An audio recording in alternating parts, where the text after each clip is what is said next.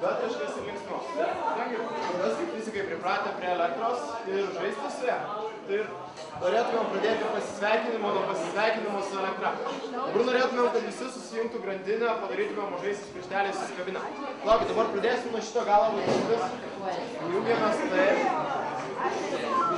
Susijungiam. Taip. Dabar praeinam taip. Nesipraktikuojam.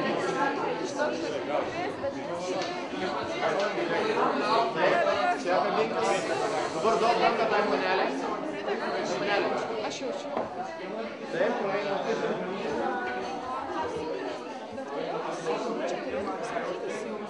Dabar šitą galą.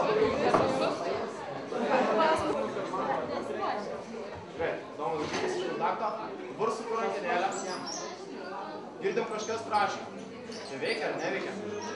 Dabar, kai jūs suskaičiuosime iki 5, Evelina uždės ranką ant kontaktą. Aš jau dabar jau. Dabar suku rankinėlę ir jūs suskaičiuojam. 1, 2, 3, 4.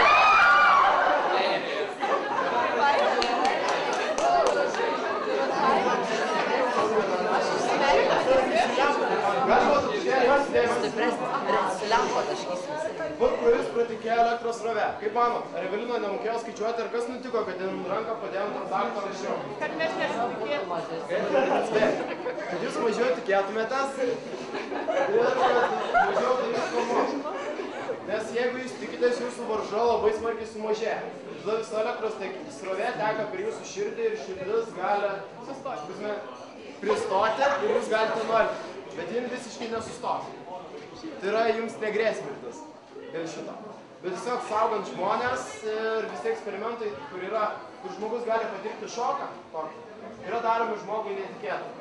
Tada mažiausiai yra paveikiamas žmogus. Dėl to dabar tai ir buvo padaryti.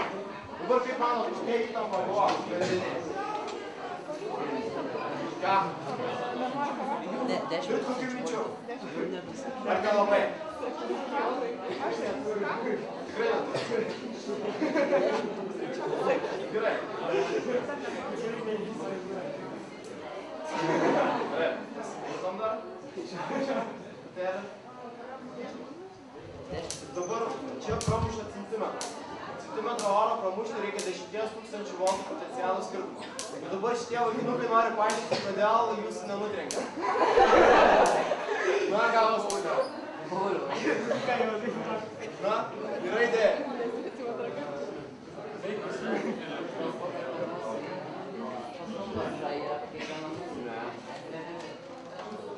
Na, atsiminkit. Jūs ką tik girdėjo visą tai. Tai trumpai ir dar vienas dalykas. Stipris mažas. Stipris mažas. Elektros srovės dėl to jūsų nenutrenkia. Trumpas impulsas. O įtampos čia yra ganėtinai aukštas, nes ši grandinė tikėjo kažkur apie 20–30 tūkstančių voltų. O dabar 20–30 tūkstančių. Bet čia labai priklauso nuo oro drėgnumo, jeigu oras drėgnas, negalima labai smarkiai atskirti krūvius. Negalima užkrauti didelio potencialo, nes tiesiog pradeda pramušinėti per kondensatorių vidų. O dabar, žinot, kodėl fizika yra pasišiaušę nuolat kurtas ir kaip vyksta į diskotekas? Matėt kas nors? Čia vaikinukai vėl turbūt nori visi. Gerai, tai vėl paimkite taip pat lempą, kaip buvot paėmę. Pradėsim bandymą.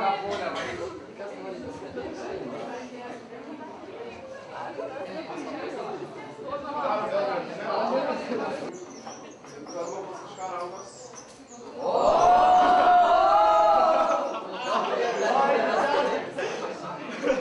Susijungiam. Ką pūlė?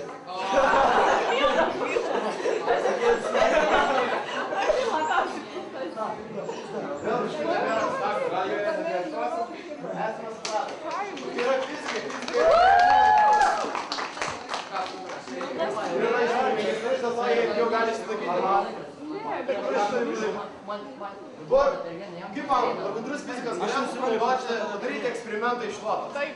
Visi žinot, jūs dabar biškį paklėkit, jūs galėsim jums atsakyti į šį klausimą ir parodyti, kaip tai daroma.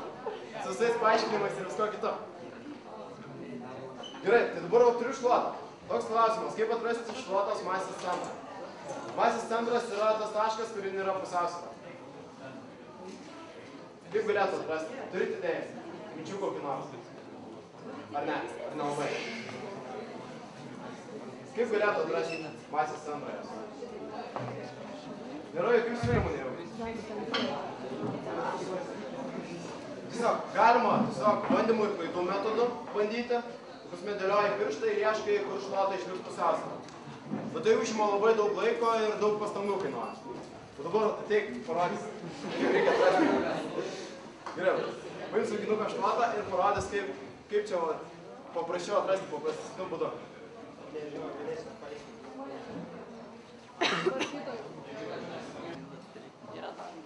Gerai, žiūrėk, dabar paimtų taip tą ratą, pajudink iš šonus.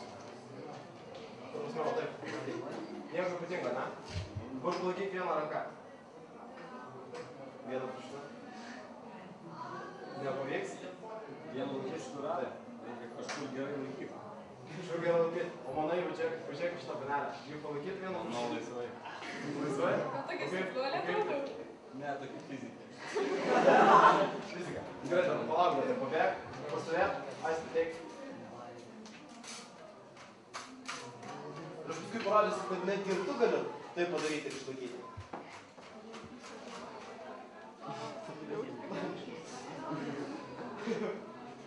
Laiko gražiausiai vienu pirštu. Nors sakinukas sakė, kad čia yra labai sunku ir neįmanoma. Gerai, žiūrėk, dabar tau duodu. Čia pirštą, taip, ir sukis ratu, tą pusę. Jeigu suksis per greitai, jis pradės tapjauti galvą. Įsileisi. Bandžiau neatsėpti.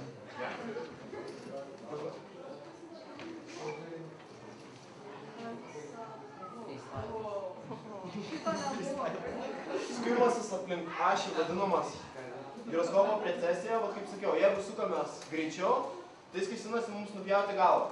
Jeigu sukamės lėčiau, jis tiesiog gręžiasi į žemę ir jis nori tapti, kaip mano amžiaus žmonėms, ir jo dar žinomi buvo tokie dalykai kaip pilkeliai, o dabar jaunimui yra žinomi kaip bleidai.